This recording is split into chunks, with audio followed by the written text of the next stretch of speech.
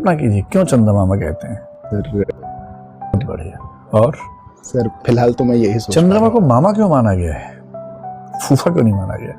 Sir मैं नहीं चाचा, फूफा, पापा, शायद सर कोई रूढ़ी रही होगी ऐसा। सोचिए, कोई कल्पना ऐसे नहीं बनती समाज में, उससे पीछे ठोस कारण होते हैं। जी सर। हमने बचपन से चंदा मामा सुना, आपने भी सुना ही होगा।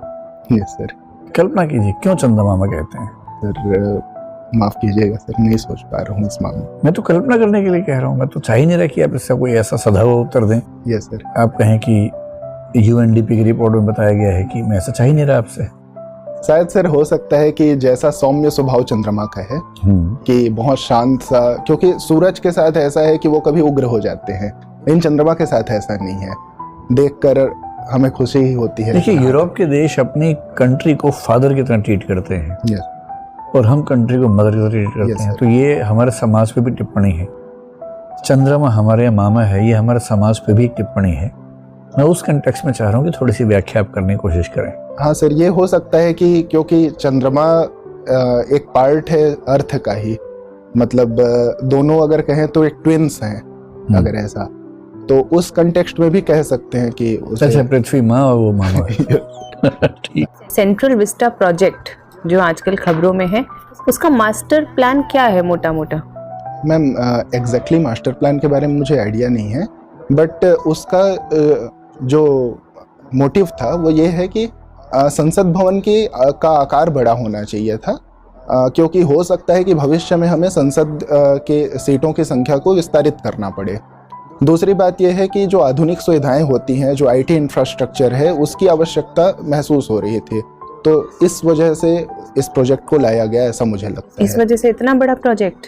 यस मैम, क्योंकि जो संसद भवन की टोटल सीटिंग ये थी, कैपेसिटी थी, वो लगभग 700 के आसपास थी, 750 सीट्स के अराउंड।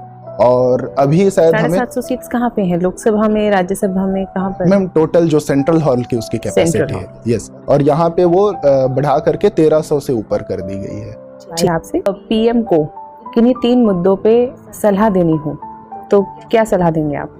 मैम अभी रिसेंटली अगर अभी देनी है, पहला तो मैम मैं कहूँगा कि जो कहना चाहिए कि इंटरनल सिक्योरिटी इशूज के रूप में अभी धार्मिक सद्भाव की जो बात है वो लगातार एक कोर विषय बन के उभरी है।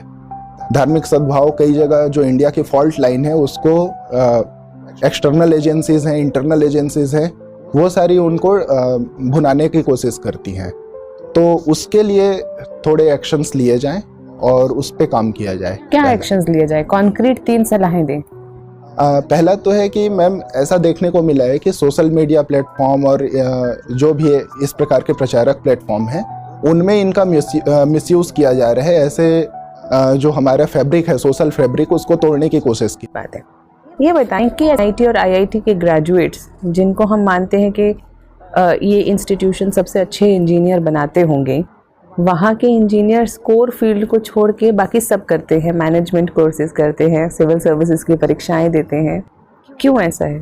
मैम इसका एक बड़ा कारण है कि एक जो ऐसा माहौल जनरेट हो जाता है कि IIT और NITs आपके इसको जस्टिफाई करते हैं कि आपका कैलिबर कितना है, और इसलिए पीयर प्रेशर में कई बार बच्चों के पास चॉइस तो होती नहीं है, तो वे इस तैयारी के दौर में रह करके NIT IITs में एडमिशन तो ले लेते हैं। बाद में उन्हें लगता है कि उनका पैशन कुछ और था, उन्हें किसी और फील्ड में जाना है, तो इस वजह से होता है कि वे दूसरे फील्ड में भी अपना बेहतर प्रदर्शन करते हैं।